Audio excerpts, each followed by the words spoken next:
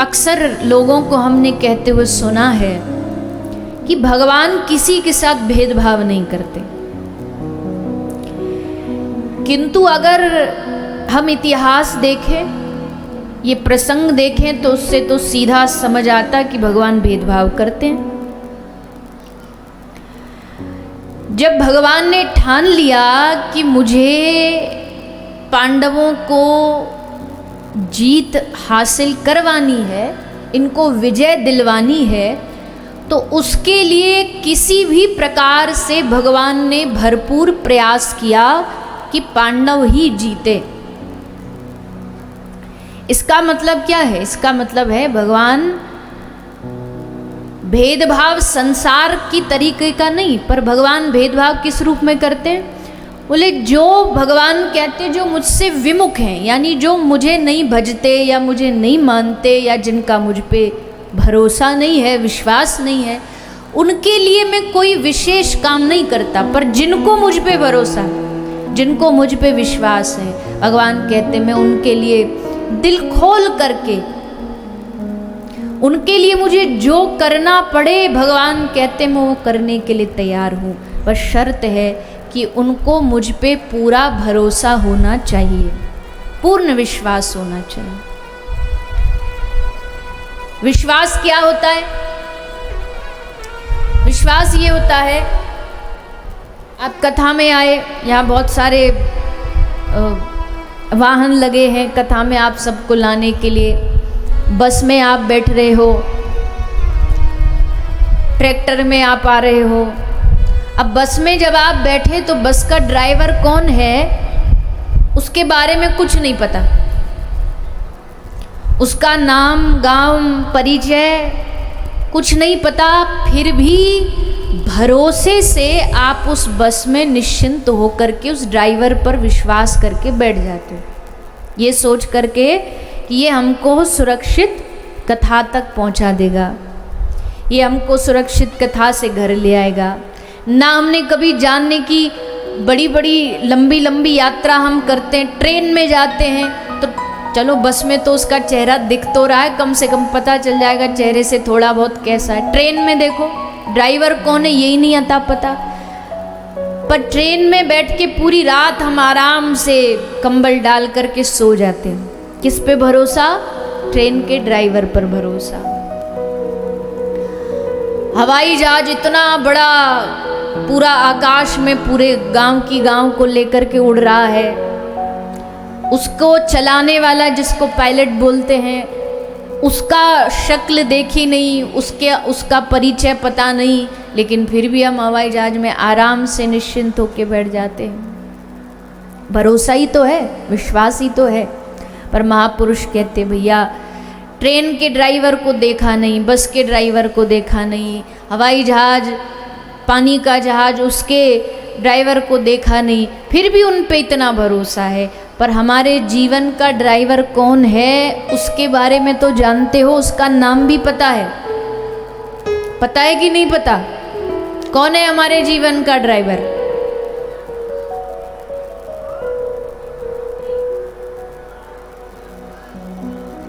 हमारे जीवन के ड्राइवर हमारे ठाकुर जी, हमारे बांके बिहारी, हमारी राधा रानी, हमारे राधा रमण लाल, पीछे विराजमान जिनमें आप सब क्षेत्रवासियों की बड़ी श्रद्धा है, श्री खाटू नरेश।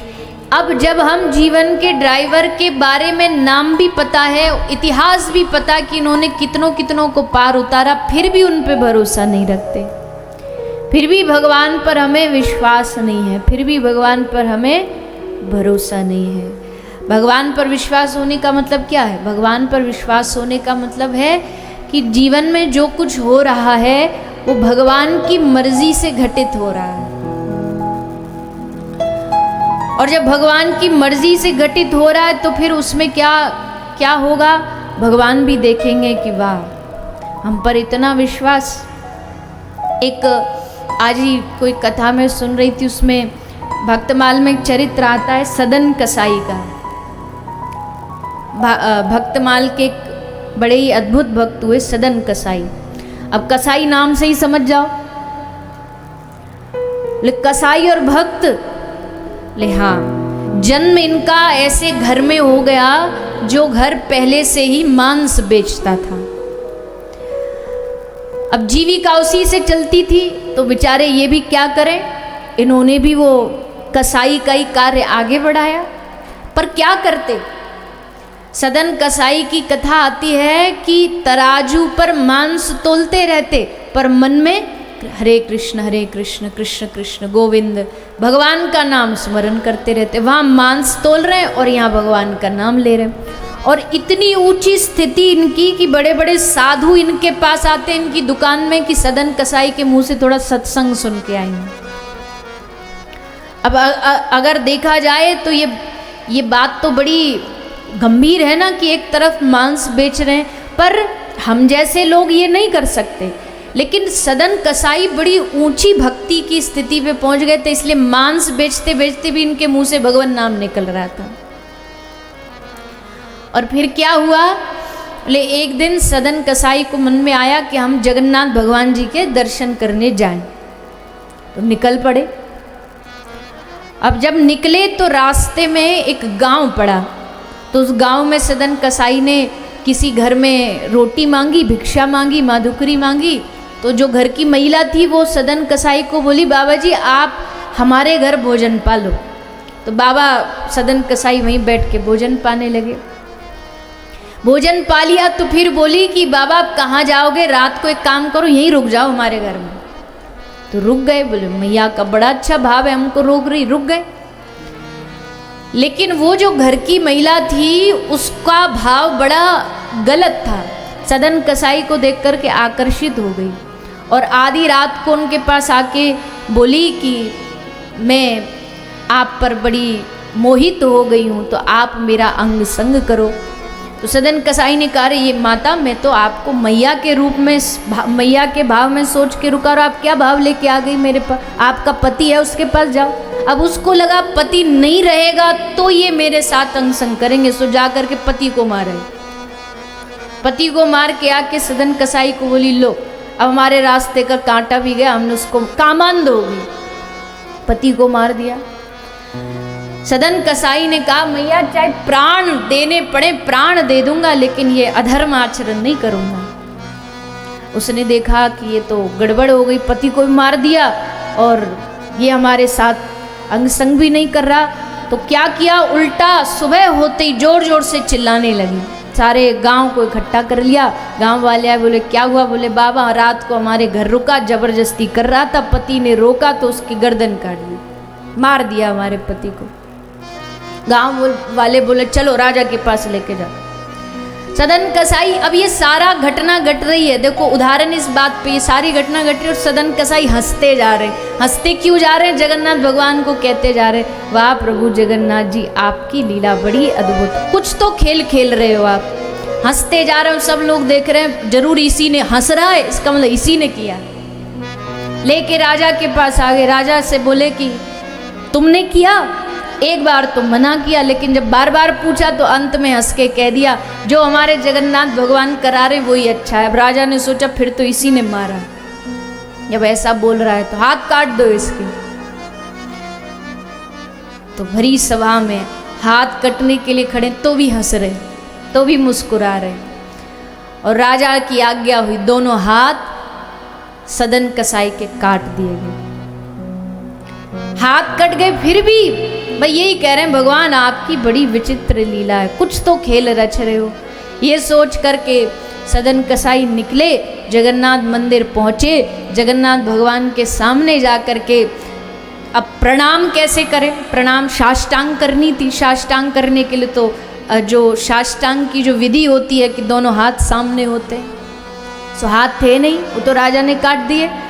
लेकिन साष्टांग करते हुए, हाथ न होते हुए भी जैसे सदन कसाई लेटे और जगन्नाथ भगवान के सामने जाके कहा, प्रभु आप बड़ा विचित्र खेल खेलते हो, जैसे प्रणाम किया, सबने देखा जगन्नाथ भगवान को प्रणाम करते ही सदन कसाई के दोनों हाथ वापस आ गए, सामने दोनों हाथ आ गए और दोनों हाथों से साष्टांग प्रणाम कर लिया। तो ये क्या चमत्कार, चमत्कार भक्ति में तो बहुत होते हैं, पर यहाँ सदन कसाई चाहते तो ऐसा भी तो विरोध भी तो कर सकते थे कि नहीं नहीं हमने नहीं किया, अरे तुम्हारी कैसी हिम्मत हम पर ये कर सक। लेकिन भगवान की इच्छा समझ के, भगवान पर विश्वास रख के आगे बढ़ते रहे और देखो भगवान ने क्या अद्भुत चमत्कार किया। तो भगवान भक्तों के साथ भेदभाव करते हैं, भक्तों के लिए भेदभाव करते हैं, संसार वालों के लिए नहीं, पर अपने भक्तों के लिए ठाकुर जी हृदय में एक अंग्रेजी का शब्द है ना, एक उनके हृदय में सॉफ्ट कॉर्नर है भक्तों के लिए।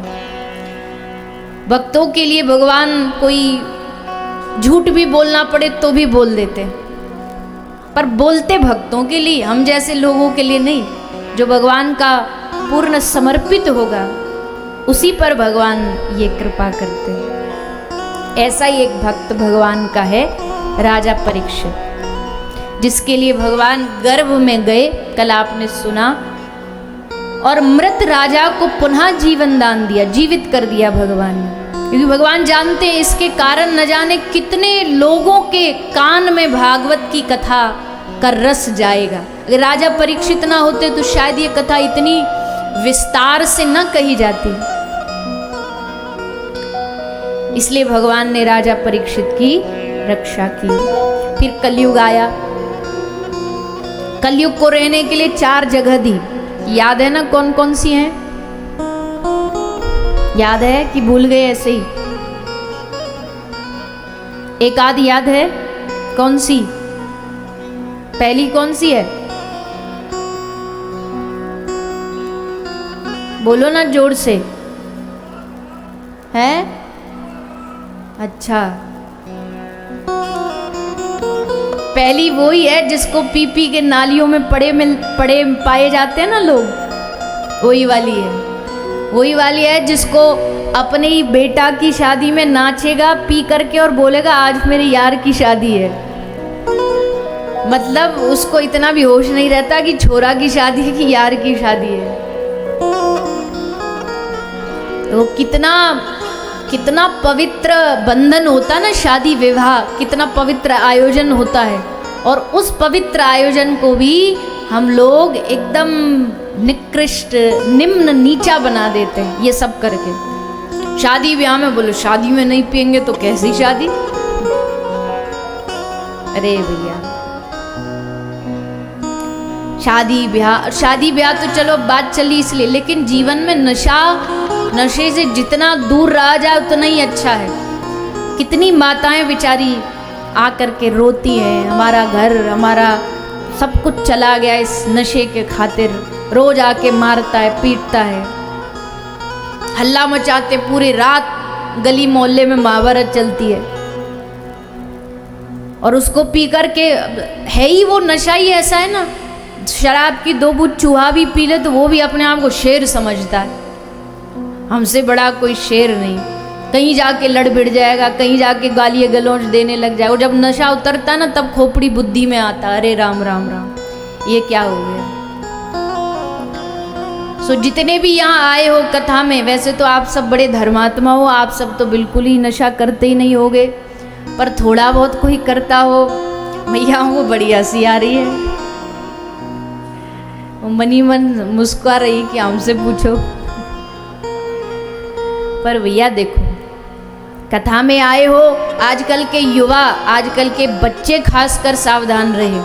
युवाओं को लगता है कि ये नशा करने से मुझे पीने का शौक नहीं, पीता हूँ गम भुलाने। भैया दुनिया में यही चीज़ मिली गम भुलाने को, कोई और अच्छी चीज़ नहीं मिली।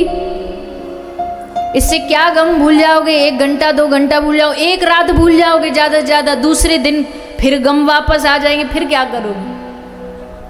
फिर पियो। तो ऐसे गम भुलाने से क्या लाभ, क्या फायदा? बीड़ी, सिगरेट, तम्बाकू, ये सब नशों से दूर रहो अगर जीवन को अच्छा बनाना चाहते हो। अगर हम सब ऋषियों की संतान है, आगे कथा सुनोगे, हम सब मनु महाराज की संतान है। मनु महाराज की संतान है तो उनका होने का थोड़ा सम्मान भी हमें रखना चाहिए, ऋषियों का सम्मान रखना चाहिए। भारत देश की महानता किससे है? देखो कल एक बड़ा अद्भुत काम हुआ हमारे देश में। क्या हुआ? हमारे देश ने चंद्रमा पर जाकर के अपनी फतेह, अपनी जीत, अपनी विजय हासिल की। इसके लिए एक बार जोरदार करतल ध्वनि। पूरे देश ने खूब खुशियां मनाई, खूब आनंद मनाया और है भी गर्व का विषय। पूरे विश्व में चौथा ऐसा देश है जो चंद्रमा पर गया है, चांद पर गया है। इससे बड़ी बात क्या हो सकती है? ये हमारी देश की, राष्ट्र की महानता है। पर इसके साथ साथ एक और चीज बोल दूं कि ये तो है ही है, पर भैया ये भी ध्यान रखना कि हमारी देश की ऐसी तरक्की, ऐसे बड़े बड़े मुकाम जो राष्ट्र हासिल कर रहा है, इसके साथ साथ भारत देश की सबसे बड़ी महानता यह है कि भारत के जैसे सारी दुनिया में किसी के पास संस्कार नहीं है। ऐसी संस्कृति पूरे विश्व में कहीं नहीं है जैसी भारत की। तो फिर तो वो संस्कृति हमको बचा के रखनी पड़ेगी, उसको संजो के रखना पड़ेगा। हमें भारत की भाषा को संजो के रखना पड़ेगा, हमें अपने सनातन की वेशभूषा को संजो करके रखना पड़ेगा, हमें अपनी यहाँ के जो संस्कार है उनको संजो करके रखना पड़ेगा।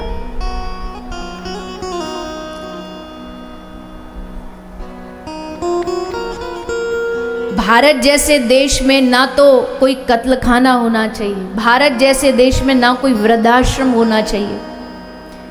इनको भी दूर करना है, इनको भी हटाना है, तब जा करके हमारी और पहचान ऊंची होगी।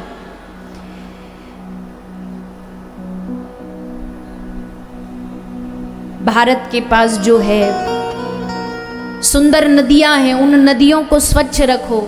तीर्थ हैं, तीर्थों को स्वच्छ रखो।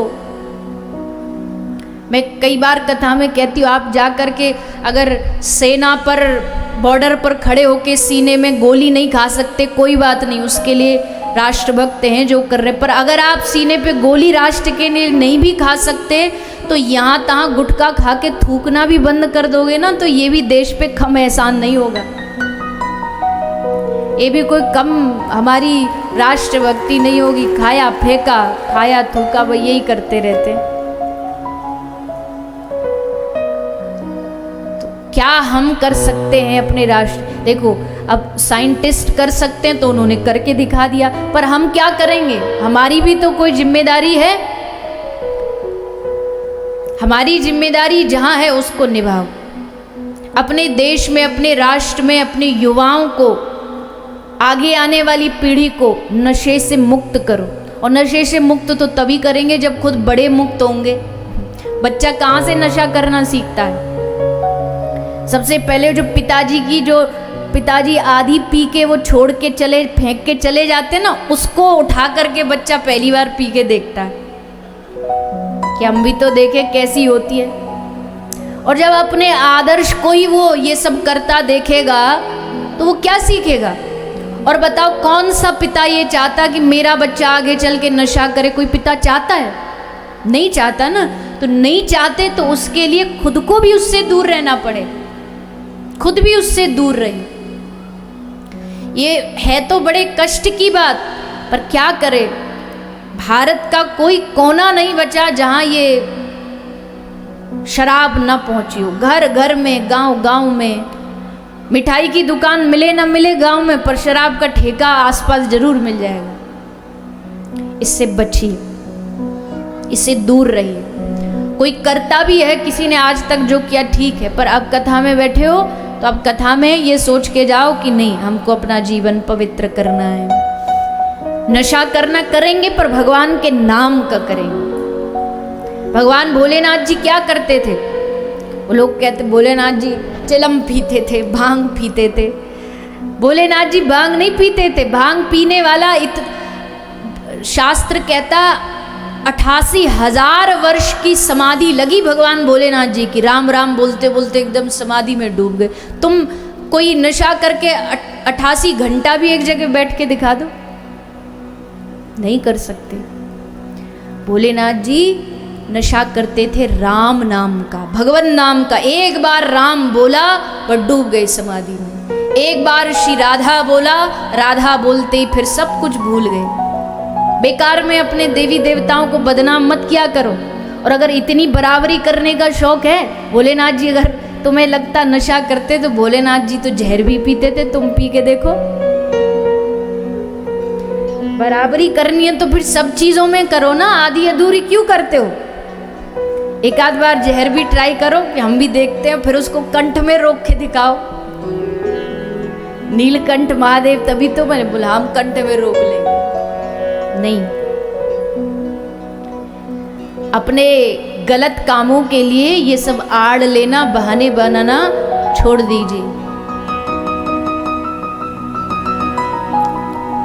मैंने कहीं सुना, एक व्यक्ति कोई दार्शनिक थे, उनसे कोई पूछ रहा था कि जी देखो ऐसा तो होता, कई भगवान शंकर के मंदिर हैं वहाँ आज भी मदिरा चढ़ाई जाती है, तो फिर आप कैसे मना कर सकते हो? बोले, उन्होंने कहा बड़ी सुंदर बात कही कि पहले उसका मतलब तो समझो आप।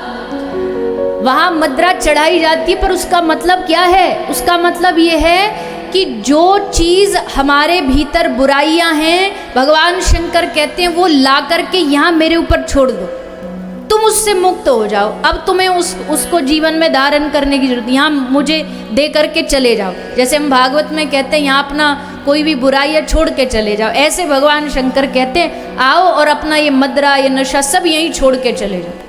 हमने उसका उल्टा मतलब लगा लिया, भोले शंकर जी को उस मंदिर में चढ़ाई जाती इसलिए हम भी पिएंगे। हद हो गई। बचिए, क्योंकि जहां ये होगा वहां कलयुग होगा, जहां नशा होगा वहां कलयुग का निवास होगा। और अगर कोई कहे, बहुत सारे लोग ऐसे होते हैं जी हम तो छोड़ना तो चाहते हैं पर मजबूरी है, नहीं छोड़ पा रहे, तो क्या करना है? बोले उसके लिए करना है कि छोटे नशे को त्यागना है तो एक ही उपाय है, बड़ा नशा पकड़ लो। और बड़ा नशा क्या है? कह रहे हैं बाबा तुलसी, राम नाम राम नाम, राम राम राम राम, जपते जपते जपते तुम राम नाम को हृदय में बसा लो। राम नाम तुम्हारे सारे बुराइयों को, सारे नशों को तुमसे छीन करके दूर कर देगा। जैसे एक रुई का पहाड़ हो पर उसमें एक तीली लगाते पूरा एक क्षण में पूरा जल के भस्म हो जाता है, वैसे भगवान के नाम में इतनी शक्ति है कि हमारे सारे पापों को एक क्षण में जला करके राख कर देगा। इसलिए भगवान का नाम जपो, ज़्यादा से ज़्यादा भगवान का नाम स्मरण करो। जितने भी यहाँ आए हो, मैया हो, भैया हो, बच्चों, बालक हो, बड़ो, बुजुर्गो, जितने भी यहाँ आए हो, अपने जीवन में और कोई काम करो मत करो पर इस कथा से ये सीख के जाओ कि आपको भगवान का नाम स्मरण करना है। यहाँ से वाहनों में बैठ के अपने घर भी जाते हो, ट्रैक्टर में बैठ के, बस में बैठ के, तो इतना समय जो आपका है ना, तो इसको इधर उधर की बातों में मत लगाना। अरे कथा में तो गर्मी थी, अरे कथा में तो पानी नहीं मिला, व्यास जी ने तो चुटकुला ही नहीं सुनाया, भजन तो गा ही नहीं रहे अच्छे वाले, ये सब बातें छोड़ के अपने जब उस बस में बैठो ना तो बस मन मन में जाप करो, हरे कृष्ण कृष्ण कृष्ण हरे हरे, हरे राम राम राम हरे। तो समझना कि आप यहाँ कथा सुनने आए, आपकी कथा सफल हुई। बस इधर उधर की बातें करते करते अगर गए कि हाँ ठीक है, इसकी उसकी यजमान की कथा की व्यवस्था की, ये सब नहीं। भगवान का नाम स्मरण करो। क्यों? क्योंकि नाम में अनंत शक्तियाँ हैं, नाम में अनंत गुण है, बल है। उस बल को जितना हम नाम का स्मरण करेंगे उतना उस बल का हम अनुभव कर पाएंगे।